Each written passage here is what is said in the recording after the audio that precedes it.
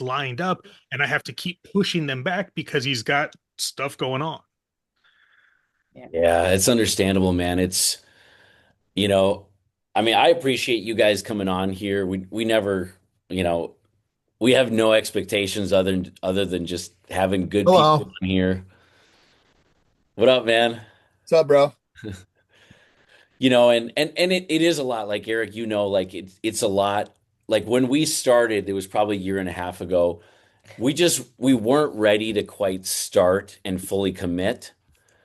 And there's still so many things that we need to do to make it better. But then you realize, like you guys know, and the viewers have seen, like, okay, there's this group, and then a couple drop off, and then this is like the new crew, and a couple drop off. So it's, Well, and, it's hard, being consistent. Like I've got two guys on my team, and I yeah, think I think they both have super cool jobs, and neither one of them really agree, which I think is bizarre. They're both creative directors.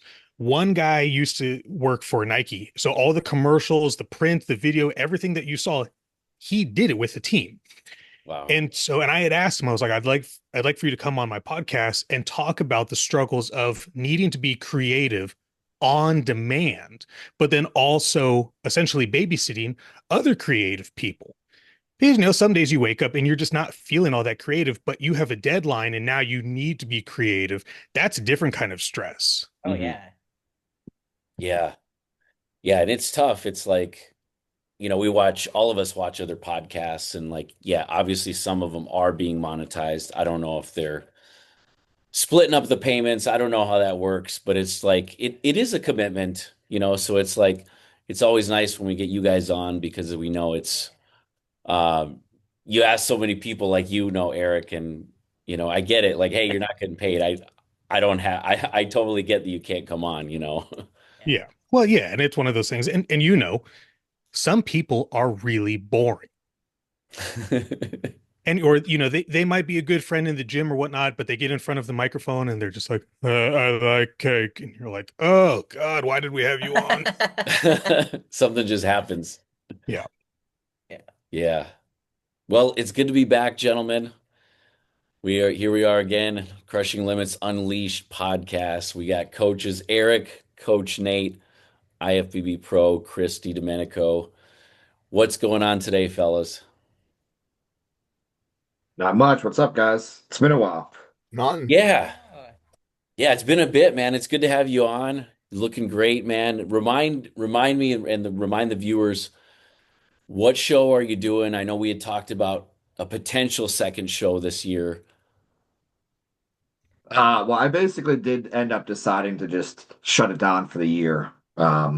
Yeah, it just too much going on in my life, and that was one of the issues with my first show, and I couldn't commit 100%, and it's just not worth it, honestly. Yeah.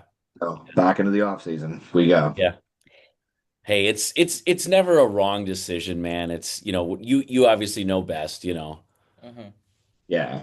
So, If you can't, question: Did we if you miss a can't go all podcast in, man, yesterday? it's what's that? You Did we you miss a you did. podcast yesterday? You did. We did You, Okay. not. Okay. yeah. I should be more clear with everyone. I'm going to take some accountability there. We were trying to catch up, and we're figured with Ashley just turning pro, we're like, we got to get this in. Like, this is big. Mhm. So, uh, Sorry to interrupt you, Chris. Sorry. yeah. You're fine. It wasn't important. But yeah, we will be on Tuesday regular. In a few weeks, you guys will definitely want to be on this one. I have Dusty Hanshaw, Jose Raymond, Jacob Wilson, my good friend. It's gonna be, it's gonna be awesome.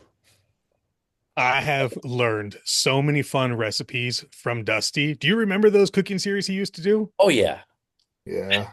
Those were old Those are school. some of my favorite things. Yeah. yeah. Wasn't he with iForce during those times? Yeah. iForce. Yeah. Yeah. Yeah, I Yeah. remember that. The first meal I ever cooked for my wife, but obviously before she became my wife, was one of his steak meals. Oh my gosh. Yeah. Badass, man. Yeah. But yeah, you guys, I'll make sure I remind everyone. We want to get everyone on because obviously that's going to be some really good OG knowledge that a lot of us can relate to as well. But yeah, for today's topic, we got a short one today. We'll kind of throw a few life stuff in at the end, but I want to focus on the backstage part of prep, specifically the backstage pump mixes, the tips and tricks, the cheat codes. What have you guys seen? I want the crazy ass stories. And then what do you guys typically like to do with your clients? Obviously, clients are going to differ with digestion and all that stuff. You mean like backstage at a show? Yeah. Yeah, so backstage at a show, we always get, hey, I saw so and so, and they're gonna have like a whole bag of M&Ms, and they're gonna have this and that, like what are some of the craziest things you guys have witnessed backstage? And then what do you guys typically recommend as like a no fail proof solution for someone competing that's in shape? Mm. Uh, I mean, I've seen people with McDonald's at like North Americans and stuff. That was interesting. Wow. We Yeah, that's Yeah. actually had, surprisingly common now. yeah, we Yeah. actually had Olympia one year saw Curry. curry with, was it McDonald's or Burger King? It was McDonald's. We always stay at the same resort that Brandon Curry does and Yeah. Abdullah. Yeah. I watched a super heavy polish off like 3 burgers before prejudging. I was like, okay. When you got Yeah. when you got a metabolism that's just cranking, sometimes it happens. I had a wellness girl. Well, he wasn't in shape, so I don't. Oh, okay. That's Yeah. different than Uh, no, I had a wellness girl. I mean, we ate 600 grams of carbs before prejudging, and it was barely enough to keep her sustained during that. And she was natty. She was just cranking through food. Wow. It was a very well-deserved win, but it was making me nervous because I'm sitting here, I'm feeding some girl pancakes, 30 minutes before she's supposed to go on stage, hoping that she doesn't have the, liquid shit on stage. Worth it. Yeah. that's where the dirty food comes into play. Yeah. I do have Yeah, a good one for this one. The dirty peaks are interesting for sure. They're a lot harder. Yeah, I got a few of them that come to mind. I could probably dig up some old ones, but the one that has always stuck out in my head, this was the Mr. Minnesota. This was probably something like '05 or '06, somewhere around there. And I won't name any names, but this gentleman would always do the Mr. Minnesota every year without fail. And we're backstage. I had already gone on. And he comes rolling in with, I'm talking a full size, like Giordano's deep dish pizza. And of course, like you can tell, especially the females, like they're getting pissed off because they smell this just amazing aroma. And he opens up the thing. He's got his little like lawn chair, and he's right in the middle of everyone, just crushing this thing. I mean, we're talking deep dish. Does it He, look he good? finishes the whole thing. He finishes the whole thing in front of everyone. Everyone Oh, is just bewildered backstage. And of course, you guys know this is a horrible idea. He goes on stage with the barrel gut. It's just sitting right here. Oh, man. speaking of chairs, though, that is a good hack for newer competitors. Bring your own chair. Yeah. Very I helpful. always I always bring a foldable camping chair to sit in and chill in. Yeah, super It's a helpful. good idea, actually. Yep, and then I always bring my own pump bands, stuff like that. And once you What get to what like the what happened to shows supplying the bands? No one supplies bands anymore. You're not allowed to have weights anymore. Which city Well, did? I just went there. They did. yeah, I yeah, was but actually shocked to see that. Yeah, nothing. not Nothing. It's very been many. it's been a couple years. I think when I've there's probably when had there's 75 bikini girls using all the bands and the bodybuilders don't have anything to pump up with, then you got to bring your own stuff. Especially when you get to like the bigger shows, the national shows or a pro show, there's no mirrors Yeah, backstage. I bring my Like own for mirror the too. girls, a mirror is helpful. Yep, I do that too. Yeah. I will say too, speaking of that, Nate, for that Mr. Minnesota and a few following years, like when it was the backstage, like it was legit. Like she had a lat pull down back there. She had like an incline bench. There were like I think dumbbells up to at least 50, which I mean that's plenty backstage. So like I remember doing lap pull downs going out there and thinking like, shit, my back's gonna look good this time, you know? Yeah, yeah. Yeah, that would be How about cool. you, Chris? For stories, Or like, do you have any like rituals or anything you do? I was sitting there thinking of it, and honestly, I really don't have any. I mean, I myself, I always do a pretty boring carb op. I myself have never done any type of dirty food before a show. Um, and I have a ridiculous metabolism. Um, Even backstage, what I think the biggest thing that I see that's always like asinine is people with their fluids, which clearly like they're not on any type of like water protocol. Because I mean, and I do different things with water over the years, how much I have people take, but I always tell people like you'll see people back there chugging water, doing all these different things, and that's honestly like the one thing that like stands out to me. But other than that, I mean, I don't even in all my years of competing, I don't even think I've seen that many like odd things backstage, to be honest. It's kind I of used weird. to see, I used to see back in the day. You guys ever see guys bring the hair dryer and heat up their legs and stuff to get more veins? Yep. No, I never saw that. I've Yeah. never seen that either. Yeah, I've seen a bunch of super heavies do that before. Yeah. From raising the bar. Yeah, Yeah. Yeah. yeah. They I will work too. say, oh, yeah, it Well, absolutely. it's like when you come out of a tanning bed, you look at yourself, you're like, holy shit. Yeah. Yeah. Hmm. I I could take actually in. don't think this is like that asinine. I've never done it myself because I couldn't handle like the gluten, but I've seen some really top competitors that are pros now at USA's North Americans do like three like triple stack burgers, no cheese, no toppings, just the meat in the bun. Obviously plenty of sodium, plenty of fats there, plenty of carbs. But I've seen people do like three burgers like right before pumping up, right before going on. I know I couldn't do it because of my stomach, but I have seen plenty of people do it. I just feel like that wouldn't be super quick digesting though. But I have a Well, feeling well, like Yeah. that stuff wouldn't happen as much anymore because the waste is so important now. Yeah. Hmm. Yeah, very true. Yeah. the Very the true. breakdown time frame for that food is so slow that by the time that would actually do anything, you're there. It's more of like a mental thing. Yeah. Hmm. Like the food that you eat before you go train is not utilized as energy. The carbs that you're utilizing are from the day before. Mm-hmm. Yeah. So a lot of that stuff is psychological. Like I'll wake up, pee, throw on my shoes, hit the road, and I train fasted first thing in the morning. Then I come back and I stuff my face and I'm ready to roll. Mm-hmm. Hmm. Speaking of psychological things, I'll do sometimes if I have a new competitor, those little Rice Krispie squares that are yay big. Hmm. I'll just have them eat one like 20 minutes before they go on stage, and I swear a lot of the times it just makes them do this Yeah. Yeah. because they get something. Yeah. I Yeah. had a conversation with Eric Espano's men's physique pro, and he was backstage at Legion, and I was like, "You got to have a candy bar," and he laughed at me, and he was like, "Pros don't eat candy backstage," and I was like, "Oh, okay, whatever, buddy." So I get a screenshot sent to me an hour later, and there he is getting caught eating a Snickers bar.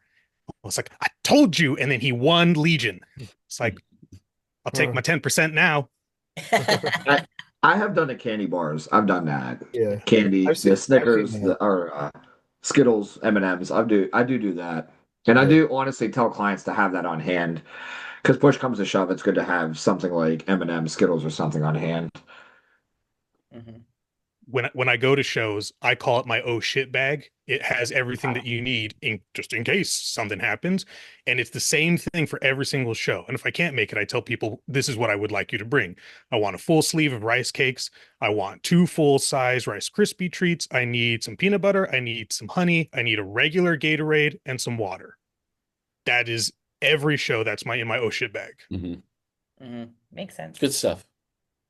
Yeah, Yeah. But pretty normal. I think the weirdest thing I've ever seen backstage was the first time I ever went to the universe. I was there with Brian, and all of a sudden, everyone's like, I smell something good, which is not normal for backstage at a Yeah. bodybuilding show. And it just it just keeps coming. We're like, it just smells amazing, but no one can put their finger on it. So I tell him like, hey man, I got to run, hit the head real quick. I'll be right back. So I loop around the backside, and there's a guy laying on his stomach with his feet in the air like a little kid reading a book with a Costco rotisserie chicken, and he's just taking it by the fork. Had a boy. Oh wow. I've Wow. never seen anything like that before. I can't say I've ever seen that. Me neither. Man. So I've definitely like my first coach, I've had the crazy backstage, whatever. It was like pick a candy bar and get a Mountain Dew and like a pre-workout. And one time at a night show, it's like, okay, before the night show, I slam my Mountain Dew, I slam my pre-workout and my candy bar, and I couldn't sleep the whole fucking night. I was wired. This is when it was a show here in the cities, but it was when I lived in Fargo. I just got up at like 2 in the morning and I drove my ass back to Fargo because I was miserable. I couldn't sleep at all. And It's of course, the horrible. Pop-Tarts was part of it too. Like Pop-Tarts used to be such a big thing.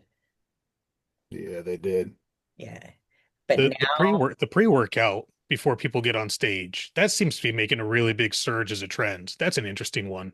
yeah, It's but the I, worst thing you could do. I wish someone would have told me like do a non-stim, just a pump. Pump products, yeah. If you do a Yeah. little light pump product, you're okay. But Yeah. Yeah. But We always do a non-stim pump, yeah, but with some salt, back there. It's just I tell clients too, and like I mean just a few clients last week, they asked about the stim, and I'm like, trust me, you're not gonna need the stim. And you certainly don't want to be shaken on stage, you know. Yeah, no, you it's don't want your sweating. heart rate out of control. Yeah. You're sweating. Yep. So jacked up on adrenaline. That's the last thing anyone needs. Yeah. Yeah. right. Now I find I don't like candy or anything like that backstage. I feel like it just doesn't sit nice. Kind of gives you gut rut.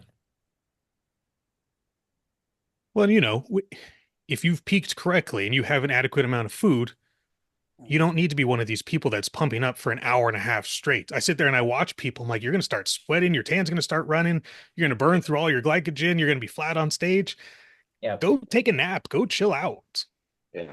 You're backstage 4 hours early. Why? Get out of here. Right. Yeah, I've kind of like what Chris was saying, I've never done anything crazy really. I guess I've never really had the stomach to even risk like a candy bar or anything. Most of the time, I've probably just done a non-stim pre-workout or literally just do nothing. You know, I'm already carved up, like you were saying, Eric. As soon as I start pumping up, the veins are there, and then if they're not, then I know I haven't carved up properly, That's when you got to eat the whole pizza. Yeah. Yeah. Yeah. Yeah, one thing that's kind of funny too, like it just seems like this, I don't know if it's just tradition or, just telephone game, but clients always ask, like, how many rice cakes do I need? Like, how much nut butter, peanut butter, and like, rest in peace, Matt Porter. I worked with Porter for a very short time, but we were friends. We'd have a lot of conversations, and he was the one that always was preaching. You don't want those nut butters just sitting like a brick in your stomach. And we've all seen those competitors. I feel like it's mostly bikini competitors where they just think they need all this food, and it's like half a jar of peanut butter before you go out on stage it's not going to be a good look They're usually the ones eating the most backstage, honestly. every time. Hmm. Every So time. so much jelly. So Yep. much jelly. Dude, Yeah, they're just smashing food. You're like 120 pounds. What are you doing? Yeah. yeah. I Coach says remember I need to talking carb up. talking to Matt, and like that was one of his biggest pet peeves, and that was something that I was already doing because I noticed very, very early on that like more than a tablespoon or two of almond butter just doesn't sit right. So I, Yeah. I was like, there's no way I could do that backstage and then have a Mhm. flat stomach going out. No. And the competitors just need to start working with people that truly understand nutrition and what this stuff is doing inside your body. The point about utilizing certain fats and understanding which fats do what as you're peaking is to slow down the breakdown of the carbs. Hmm. Because if you try and just peak with just, I'm going to have 1,000 grams of carbs with no fats, you'll be flat. Oh All yeah. of it's gone. Yeah. Mhm. Yeah. Two poses into it and Yeah. Absolutely right, Eric. Mhm. Well, if you're coached right, you should you should be done. But by the time you're backstage, should have nothing to worry about. Yeah. you're just there to celebrate your hard work. Yeah, That's what it is. yeah. Mhm. I do think it gets like overhyped, like we said with some of the bikini girls or some of the smaller people, like they have to carb up, like it's this whole mental game of carving up. And I definitely fell victim to that when I was new to competing. My first show when Chris was coaching me, I didn't like understand everything, but we didn't carb load.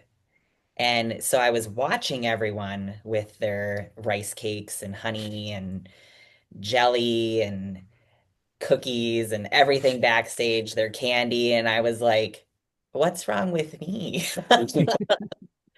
But I just didn't know at the time. But I That's feel the like biggest. it's just a Yeah. thing like people think they have to do. Here's a question. What is the perfect pump up routine? I feel like this is different from Yeah. everybody. Males, females, different classes, coaches, everybody has a different. So let's hear everybody's pump up routine. Mhm. Who wants to I go first? I'll go. I just keep it I keep it super basic. I think like you were talking about, Eric, where I mean we just had it happen recently where a client goes backstage and they start pumping up like 2 hours before and it's like no, no, no, no. Yeah.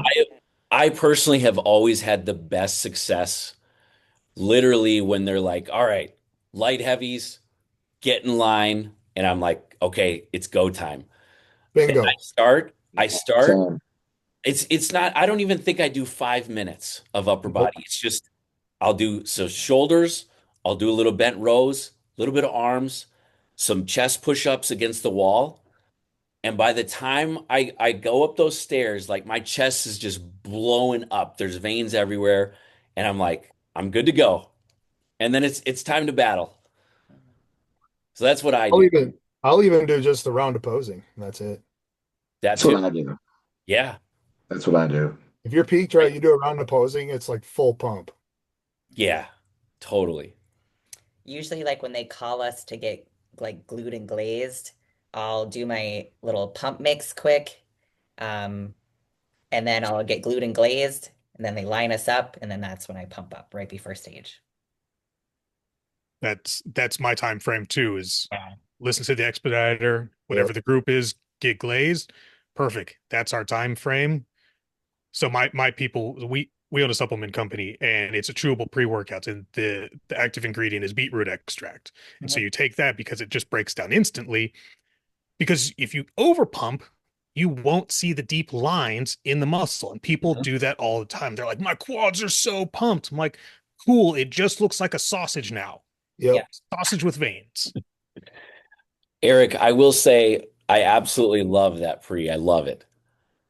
Appreciate that. Thank I you. mean, when you take the hydro, it just, you're not kidding, it just hits. Mhm. Yeah, no, that's a fun product. And it's such a unique one because I've been saying it for years. It has such a unique cult following that people just lose their mind. I mean, I have people that buy an entire case at a time and they're like, I took 5 in one day. I'm like, oh God, don't do that. It's like, just take two. We're good. I'll But just no, take one like in the yeah, morning, if one before cardio, and I'm like, within a few minutes, I'm like, okay, I'm ready. yeah, yeah. No, they're fast, they're clean, they're super efficient, they're easy on the stomach. And yeah, but yeah, as far as the pump up stuff, like if it's a guy like a bodybuilder, shoulders, biceps, back, chest, tricep, two quick things of legs. But we're talking, maybe like 5 to 7 reps, two, maybe 3 rounds tops. And, we're just doing a light band, something that's maybe 10 pounds of pressure. just to give them the idea to stimulate a load on it. That's it. Yeah. I found that when we had access to the dumbbells and the big boy equipment, like when John Lindsay ran, like the Contra Costa, the West Coast Productions, before it is now changed and turned into whatever it is, the people would get too pumped up, and then everyone was super sweaty on stage. So, Yeah, it It was makes really cool backstage though back then. Yeah. I mean, whenever I started, which was 20 years ago, you'd go backstage and you'd see all the dumbbells and the barbells sitting there, and it was just a completely different feel back then, knowing you were going to get a pump up before you got on stage. I mean, it's not as exciting when there's nothing back there and you're using bands, even though it is better. It was a totally different vibe seeing those dumbbells and stuff backstage with all the competitors. Yeah, absolutely. Well, let's talk about some of the mistakes as far as after. I know you know, we cover it every show with clients. And I know you guys will feel the same way on a few things, but like take the viewers through, or like maybe a first time competitor. They're excited, maybe they place well, maybe they're in the top three or top five. And now they see everyone backstage just chowing down on everything. Some shows, obviously, they have like the donuts and pastries, cookies backstage. What are some of the mistakes within the next 12 hours right after they get done on stage that you guys see or try to tell your clients, don't do these mistakes? After the night show, you're saying. After the finals, yeah, you're all done for the day. Um, I try to have people hydrate before they eat. That's one of the things I do. I think, in my opinion, it's a very common sense answer, the binging. Um, I think that we'll all agree with this. Some people can get away with it. Um, and some people they can't, man. That weight comes on fast as soon as that show's over. And, the problem is, it's a Saturday night show. You eat off plan, you gain a few pounds, but then there's the Sunday morning breakfast everybody wants. And then, so you got 2 days of cheat meals. And then, like, like that just bleeds into the next week. And I've learned in time, like, I used to be a lot more lenient, but I learned in time to, like, really try and limit the freedom after the show because it's just a mess to clean up after that. It really is. Yeah, yeah, absolutely. I mean, it sucks. I mean, it's all like, it's just really such a screwed up sport because you do all that. And like, unfortunately, like, there's not a lot of room to kind of screw off right after the show. You know, I mean, yeah, if you don't care or you're like 18 years old, it maybe you have freedom, but like, man, I've just seen bad cases where that weight comes on fast and it just once that weight comes on and it starts to sit, like it's not coming back off. And then you're going into the rebound where you're bringing food in and the appetite's like soars. And then it's a deep, dark rabbit hole you're trying to get out of at that point. Yeah. Chris, one of the things that I've actually had to address, which I never really thought that I would kind of have to address this, but we've seen a lot of people, this was quite a while ago, where I guess you could just call it hyper hydrating.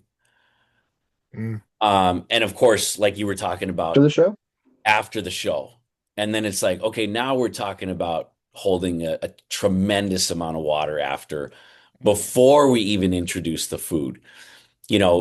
People where they're slamming a gallon of liquids backstage, and then they slam two or three more Gatorades, on their way to the restaurant, and then now it's just like, well, you're up 23 pounds the next day. Yeah, you really just need to keep as good of a baseline as possible and think of it as just another day, as hard as that is. Because, like, what other day do you all of a sudden slam 2 gallons of water in like 35 minutes and then go eat three cheat meals? If you can kind of just stay level-headed, it's a much more easy process. Yeah, that's such a good way to look at it. I will say one thing that in bodybuilding as a whole, and coaches and everybody should have more of an obligation to do is going over rebound diet before a prep Mhm. because, as we all know, nothing ruins people more than the reverse out of a show.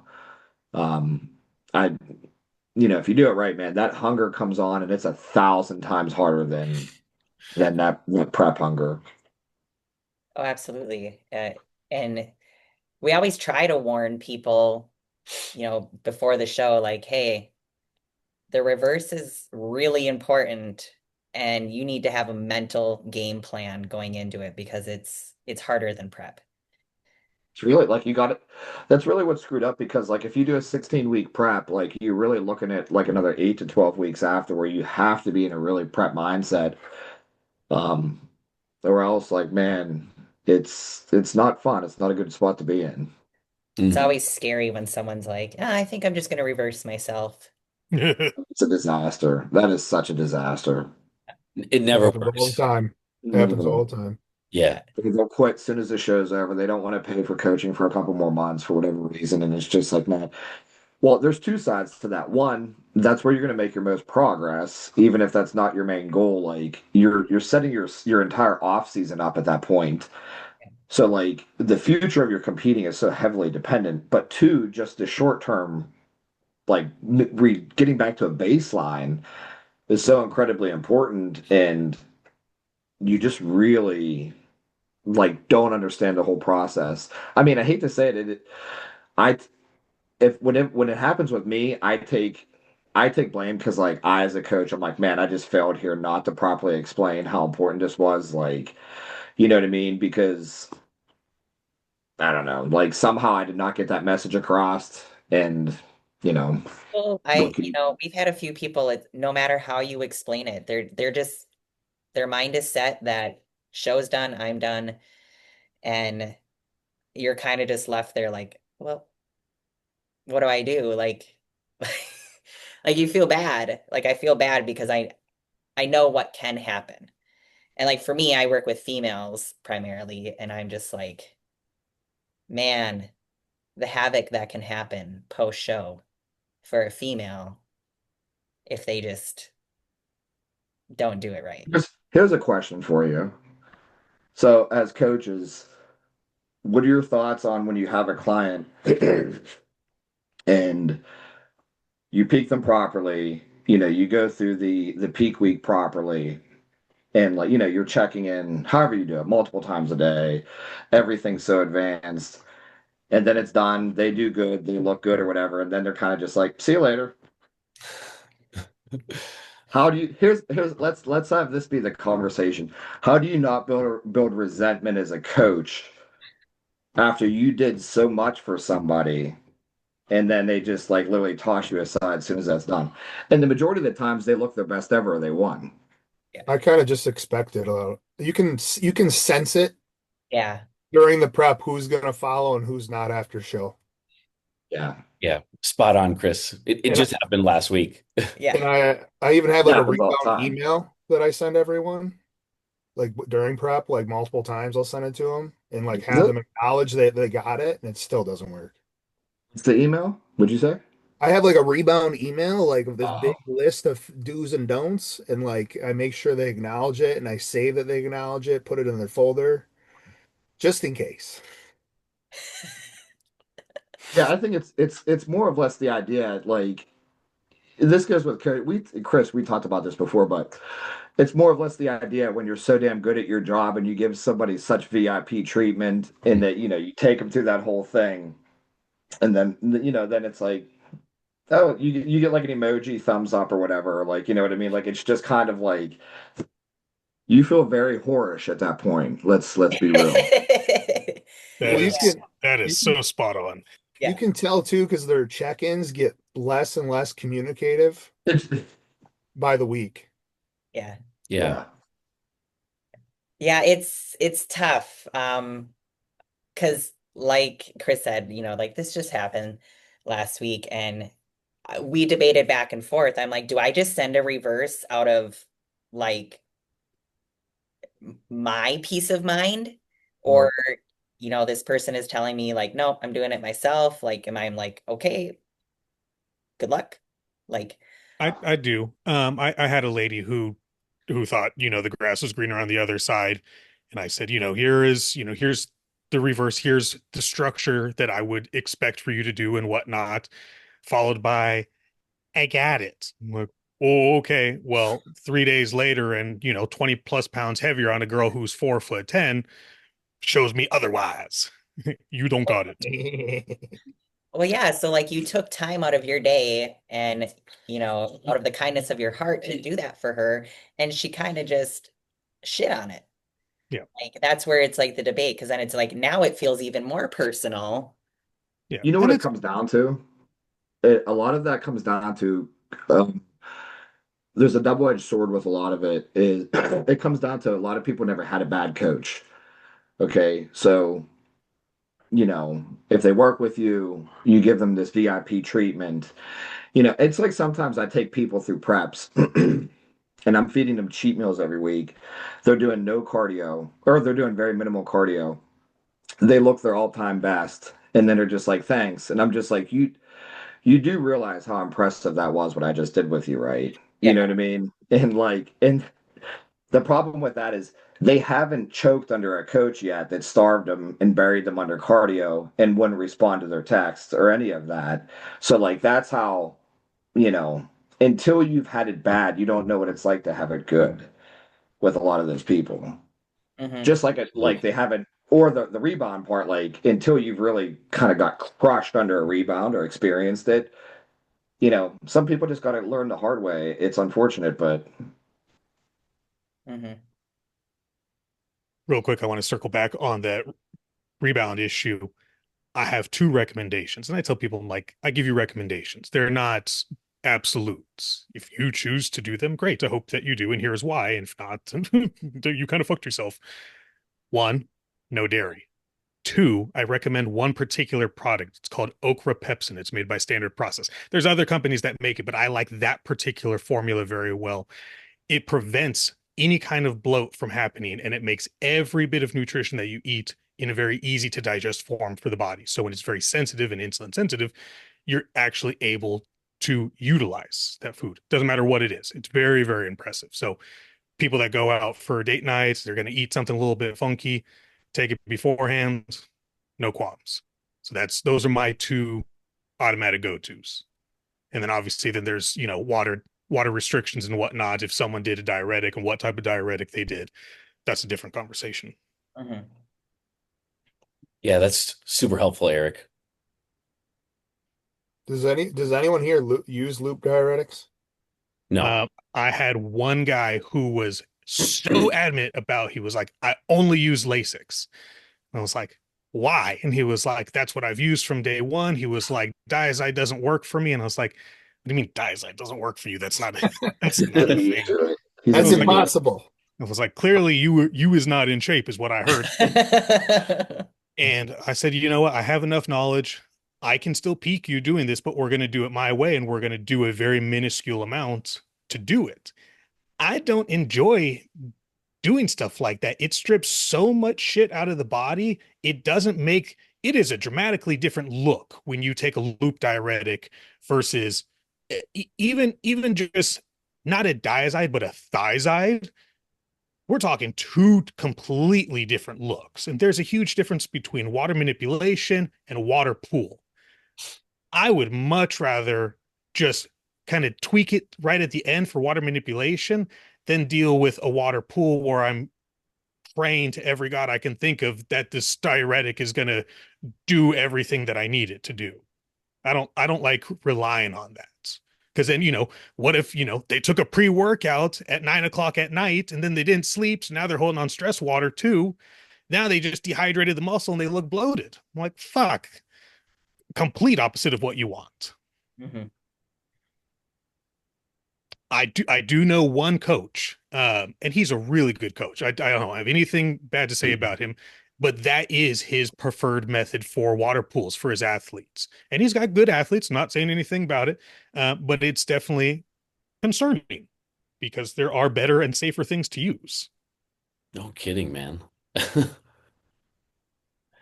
Chris, going back to what you were saying, I, as a coach, that was probably my biggest flaw about 5 to 6 years ago, I really had to do a lot of growing as a coach and leveling up and just kind of understanding just the whole coaching mentality, the whole coaching business, and it took me a long time, because like I feel a lot of us are very similar. We might have some slight differences, but I feel like the reason we have this group is because a lot of us have the same beliefs and the same style. We care immensely about our clients. What I've found too, especially too, like, Stephanie was pointing out, classic example from last week, is that you go all in with your clients. You're 100%, I mean, we just talked about it the other week where you're like, I'm going to the show, I'm getting a backstage pass, I'm paying for that myself because you give a shit, you care, right? And we've done that for years and years and years. I mean, I've been coaching for almost 23 years now. And for the majority of it, I've paid out of my own wallet. I've never asked for a dime until, recently. So what I found was, and maybe this is just a way of justifying it, but I found that if I go all in with the client, which is literally everyone on our roster, you find that that person, like you were saying, that person somewhere along the line, they are not meeting you at 100%. And, they might be deceitful, they might not be telling you the whole picture, but somewhere along the line, their 100 when they start is going down and you're still operating at 100%. And it could be for a various reason. Maybe they just didn't like your honest critique of their physique. It's funny too, because we talked about it the other day and like, maybe they're just bitter that a teammate won and they didn't. It's something silly like that where they don't have good sportsmanship. But what I've found is too, because so many times, like you were saying, is like, all right, we just got our first overall. It took us 2 years to get there. Now you want to leave after we've had all this success? So I feel like for me, it's easier to kind of accept that somewhere along the line they weren't going to meet me at 100%, which is why they're choosing a different path. So what's another good question, kind of to go off that, and I think it's a very like controversial question is when do you know when to leave a coach?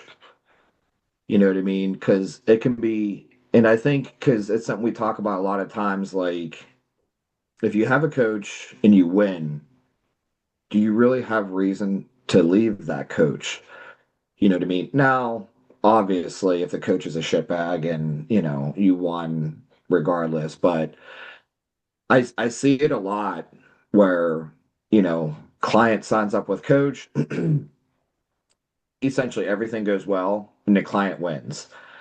Now, what's let's just discuss that because I know, like for example, whenever I won my pro card under my coach, and I there was a lot of issues, and I that's one of the biggest mistakes I made in my career was I was loyal too long when I should have pulled the plug.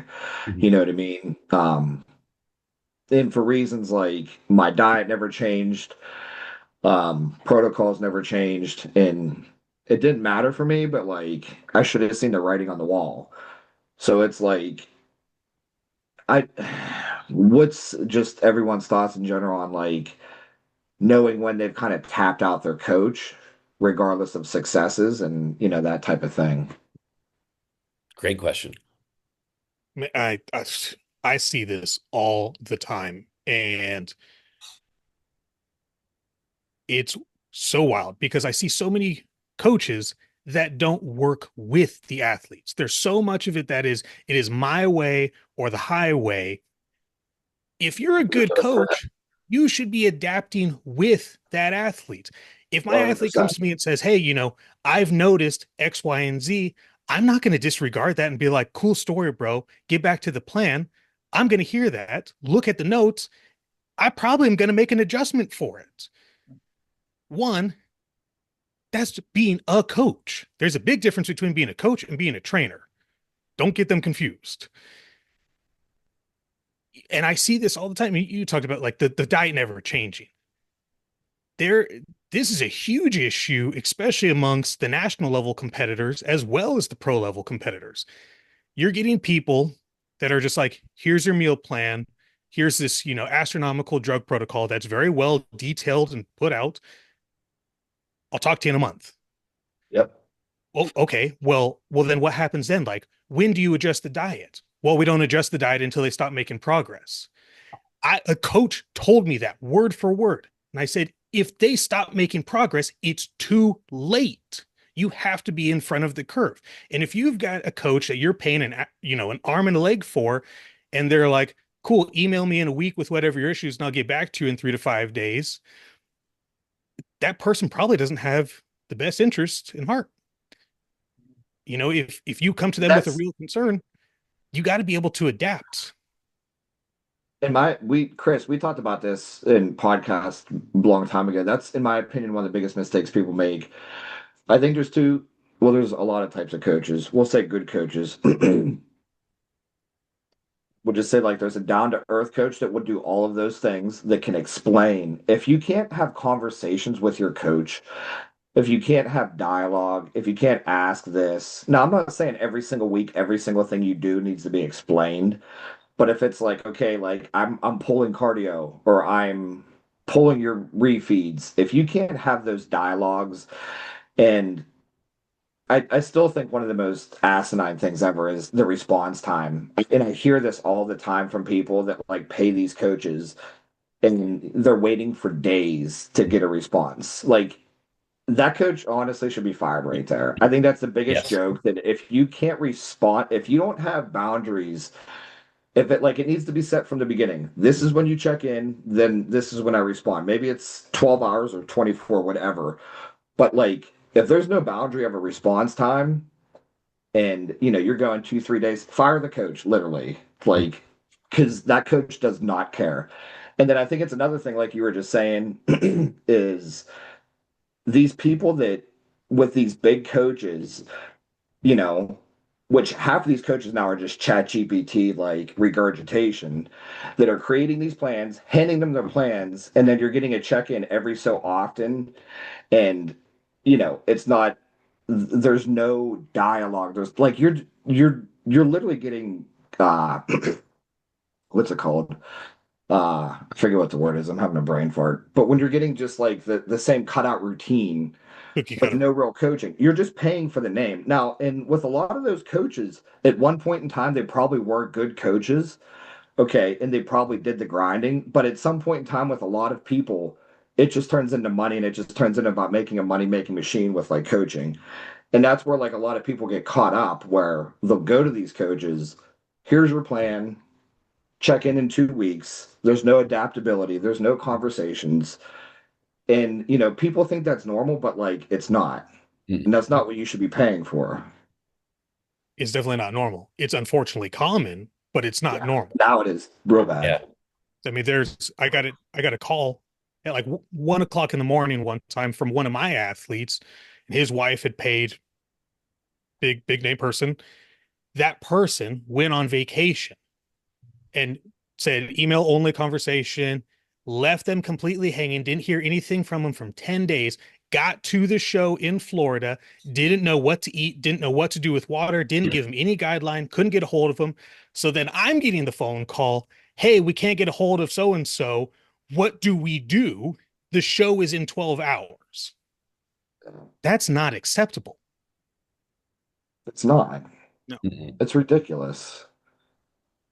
Chris, I mean, there's so much to add, but I have two very important things for that question. And like I said, a lot of this has just been really eye-opening, like the past couple of weeks. Okay. And I finally figured it out. It was just like a light bulb. Okay. So, when the best time to fire the coach, again, this is not necessarily the coach's fault, is when you don't trust your coach. And this one's going to hit. Most importantly, when you disrespect your coach or you don't have respect for your coach anymore. And it's evident. And you can tell. We've all gotten those emails, we've gotten the phone calls, we've gotten the text message, and it's like, you don't respect me anymore, like as a person. And that is the perfect time to say, to either, they fire you or you just say, you know what? this isn't a good fit. That's any chain of command, any management, you know what I mean? And so like you got to ask yourself what happened. I'd like to think for good coaches there's deeper reason, but for shitbag coaches, I think that like it's hard for clients to respect you whenever you're not on point. Mhm. You know what I mean? When you're not giving the clients their due, when you're not responding on time, when you're not, I mean, that's why coaches should be fired. And I'm sure we've all seen that on both ends at some point. Um, but yeah, once there's that little bit of respect lost, you can't get it. It's really hard to get it back. I mean, we make mistakes too. Like maybe you're busy and you slip or you forget something. That's normal. Mhm. But in general, like once that respect is gone, it's just like any job. I mean, the coach should lead by example. You know what I mean? They should be proven, they should lead by example. Like there should be that. And if that's not there, there's not that level. If you don't respect them for like them being a competitor, or you don't respect them for like the body of work they've done, or their, their coaching, their knowledge, what are you paying them for? Yeah, that's You what I was know? just gonna say. It's like if you hired this person, you obviously thought they had some knowledge above yours, right?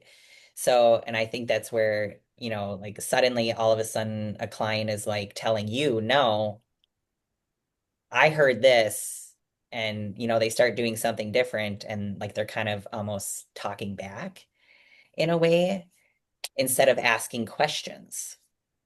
Does that make sense? I think another good question off of that too is I think a good coach can handle boundaries. And I mean, I think another sign of a good coach is how they handle disrespect and how they handle like a coach questioning you or basically all of a sudden critiquing because so this is my flip side to that point. Like, I think that I'll just use myself for example. Whenever I started out, I was willing to bend with everybody. I would do check-ins whenever. You don't have any boundaries. You're trying to build a base. Mhm. And then I think the single biggest thing that changes from when you start out to becoming successful to becoming a Jedi coach, whatever you want to call it, is you get really hard boundaries. And it's like, okay, like if you're not going to respect the boundaries, I'll refund your money. Or like, I'm willing to sit here and explain this. I'm willing to do this.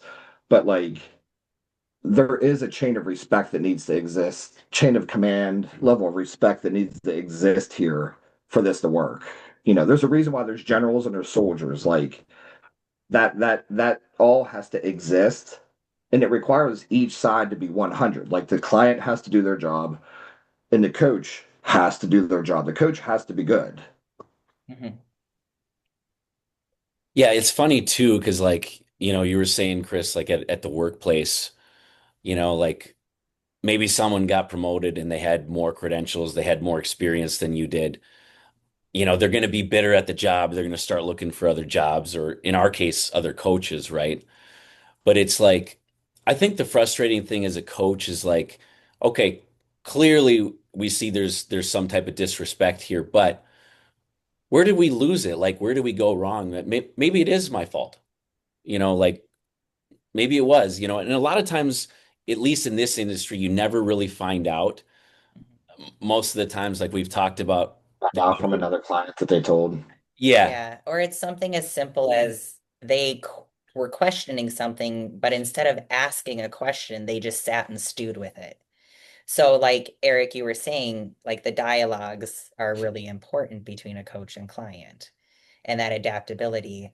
And we're always willing to have those dialogues, but I can't read a mind if someone has a question and you're not expressing it.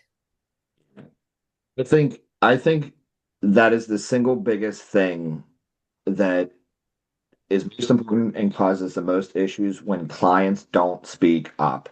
Mhm. Like, and I pound this in people's heads in the beginning, like you have to communicate. If you're, you know, I need you to overshare. I need details. I need over communication. Like you cannot sit there and not share with me that you don't like this diet or that you're not feeling this workout and then build resentment with me when every single check-in for 6 months straight, you're telling me how phenomenal it is. Like I'm sorry, but you fucked up. You are the one that ruined this. Like it's coaching. It's like anything. Like it's so extremely dependent on communication. Like that's the client's job, and then the coach's job is to actually be a normal, confident, well-rounded individual that can handle it Mhm. and then work with it and then like, have that dialogue back.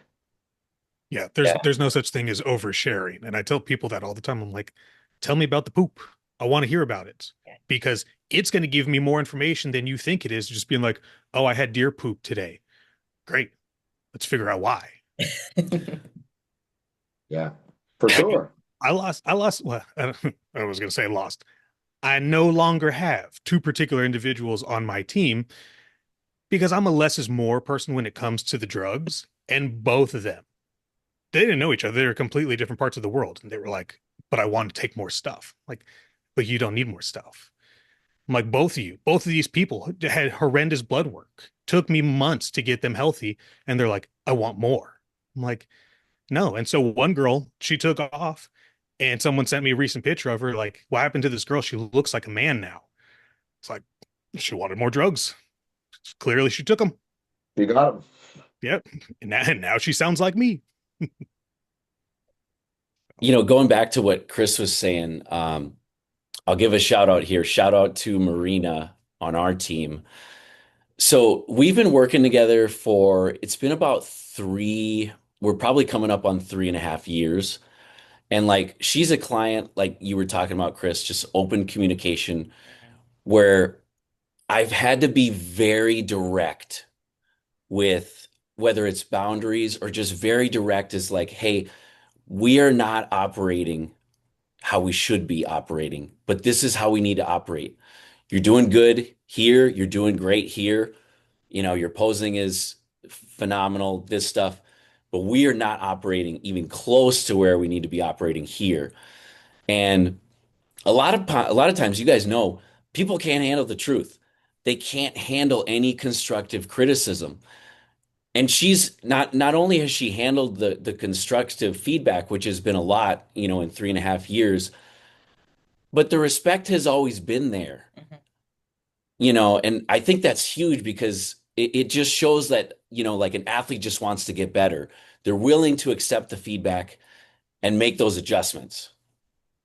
Yeah. And I think To that the that successful shows, clients. Mhm. yeah. And I think that shows a lot for the people that want coaching and not just a program. Because the people that want coaching want you to give them the feedback. Please tell me how I can, make things better, more efficient. Because the people that just like, will just give me a program. I'm like, well, the program is not going to do what you want it to do. It's going to teach you how to work out and kind of eat correctly, but we're not going to get to the level that you want to get with a $49 program that you got with a girl with a big butt. It just doesn't work that way. Sure. But But I yeah, wish it did. you guys will always see too, the two things that come to mind, like we were talking about, someone that can accept constructive criticism. I mean, those clients are dangerous. They always succeed. Yes. Always. And the 100% clients of the that can time. handle a reverse, like 100% of the time. I got so many people on our team that are just killing the reverse. You see their check-in and they're like, holy shit, their pictures look incredible. They literally didn't miss a beat, and we're 5 weeks past the show. And again, those are like your most dangerous types of clients. Mhm. Yeah. People that understand that structure, those are the people that will do very well rebounding directly into another show. Yeah, absolutely. Because man, when that's done right, oh, that's a good time. Here's one. Here's one. Since we're just talking coaching, clients that give you nothing. I'm sure everybody has a check-in sheet or Mhm. whatever you have. Which has You- adapted over the years Fir- because of those clients that give you nothing. First, That's what I need to do with first, mine. first thing I ask is if they're actually in it. Is their head actually in this prep or off season? Is the first thing I ask. And then I like, What what huh? you can notice when you like we'll use like a male client because I feel like it's a little bit more prevalent with males, but like you'll notice like you get a guy, you go over everything, and then you get to check in, one word answers, barely filling it out, and then I hate to say this is such an asinine statement, but you really get a window into like them as a human being. You know what I mean? How they must live their life, how their other relationships must be, like all of this thing where like you're paying a coach for your hobby and this is the level of effort. Like this isn't the doctor that you have to be there. Like you seeked me out Yeah. and then this is the 3 word Mhm. response you're giving me on anything. And then it's just kind of funny because it's like, what do you think that I'm going to do with this? Yeah. And My like I'll tell you what I do in time is like I give efforts, I'll fix it and I have the dialogue and I'm pretty direct. But then in time, if it doesn't change, I just match the energy right back. So if you're going to give me 30%, here's your 30% coaching response right back. Yep. Yeah. Way back when our check-in template was like a word template, and we'd give it to everybody. Here's your check-in template. And but still I'd get people who would just send their pictures and their weight, and I'm like, what am I supposed to do with this? What did you do all week? What is this? But now we use it's called Typeform. It's an online it's used for a lot of surveys, but you can require answers. So they can't get past the question without answering it. And When some I still get past it. Well, they some still kind of give That's the meaning. thing about the bar. No matter how low you set it, people will crawl under it. when Man, I switched training programs to the current one that I use now, it has something like Typeform in there, so you can make the form as detailed as you want it to be. A couple years ago, I stopped asking those yes or no questions, and so I let it be open-ended questions because people were just like, "Well, I'll just half-ass this." I'm like, I need more information. So if I just ask them these open-ended questions where it forces them to give me the information, it worked out significantly better. I haven't, knock on wood, I haven't had a half-ass check-in in quite a while. Now, check-in pictures, that's different. that's That's my biggest pet peeve. a whole nother Another topic. one. That's Pictures, another one. Love when they send Different the picture and they're like, different the lighting is lighting, really bad, different but lighting every time, different time of day. It's like, what do you want me to do with these last 12 seconds? yeah. oh yeah, the different lighting Body's thing not kills to me. I'm pick. like, I don't give a shit what you Drives wear, it but drives it's me nuts. yeah. Or Sorry, they go, coach. yeah, Had to they go, take these at 6 p.m. I got to work today. I can't do my check-ins at that time. I said, well, get up 20 minutes earlier. Hmm. What are we talking about? Yeah. All you need to do. I'm like, and I'll accept videos too. Like I got a couple people that are like, well, I'm technologically impaired. Cool. Video yourself, stand there in the front, turn to the side, turn to the back, send me that video. That's all that I need. I don't need anything else. I don't need a dance. I don't need a thong shots, nothing. Just send me that and go. Yeah. Yeah. Yeah, the Kind of like lighting, the the the lighting is my bad the bad like check-in form. If they're not giving you if they're not giving you details, but then they also send you photos that are completely blurry or completely dark. Again, what are you expecting You from know, a coach? that's where clients don't realize like it's up to you to make your coach an asset to you. Mhm. Oh, If you're giving your coach shitty low quality progress pics, you're handicapping your coach. yes. Hmm. Okay, correct. because now the coach is just they're shooting in the dark. Correct. Like you should realize that the more clear these pictures are and the more on point they are, I am now enabling my coach. If I believe in my coach and respect my coach, I am enabling them to be the best that they can be. Correct. But when Yep. half of my body isn't in the pic and the camera's pointed like this, or there's a shadow, that coach is just guessing now. Yep. Yep. Hmm. You know, And we have clients too, and I know you guys probably too. And this just goes to you what we were talking about with just, Chris, I gotta go, buddy. yeah, man. We'll catch you on the Okay. next one, brother. Okay. See you, boys and stuff. See ya. See you, man. See ya. But yeah, I got clients that, they'll go drive to the Los Campeones 20 minutes away, fasted. They won't drink anything. They'll go take pictures in impeccable light. They'll send them to me. They bring their meal with, eat, and then whatever, they go about their day. But it's like it just goes to show you the level of effort there. Yeah.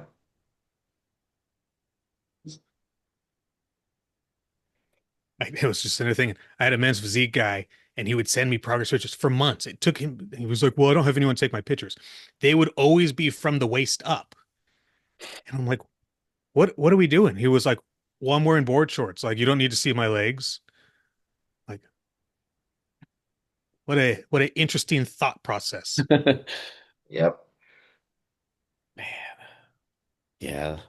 I mean, it's funny, we have a whole like, no one really looks at it, I'll be honest, but we have like, I created a check-in 101 and it has all the things we covered from the lighting to if your place has shitty light, go get a ring light. You know, if your wife's on home, like Eric was saying, your spouse isn't home, do a video. You know, there's so many different ways now that we have available A tripod. to do a proper Tripods are check-in. what, 20 bucks on Amazon? Oh, you Yeah. can get them for like $8.99, $9.99. Yeah. If you can afford coaching, you can afford a tripod. Yep. Yeah. But yeah, as we wrap up, I think, for anyone listening, if you're one of our clients, if you're thinking about hiring a coach, obviously Eric and Chris are great coaches. The biggest thing to ask yourself is, are you ready to actually put in 100% effort? Because at the end of the day, if you're putting in 100%, you have a good coach like Stephanie, Chris, and Eric, you're going to get amazing results. I mean, it's going to happen. And my recommendation is to get on the phone with some of these people. I know that there's a lot of coaches, they're just like, buy the coaching, pay right now, and then you're just automatically on the team. What if you don't vibe with that coach? Or if you buy into a big team and they just automatically assign you someone, you don't know that person's coaching style, you don't know what their vibe is.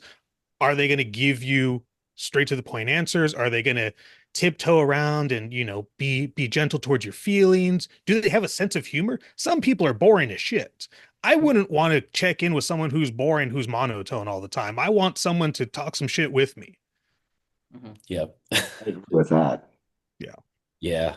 You're investing a lot of time. It's not even a money thing. You're investing so much time. Part of your life is being dedicated to that moment.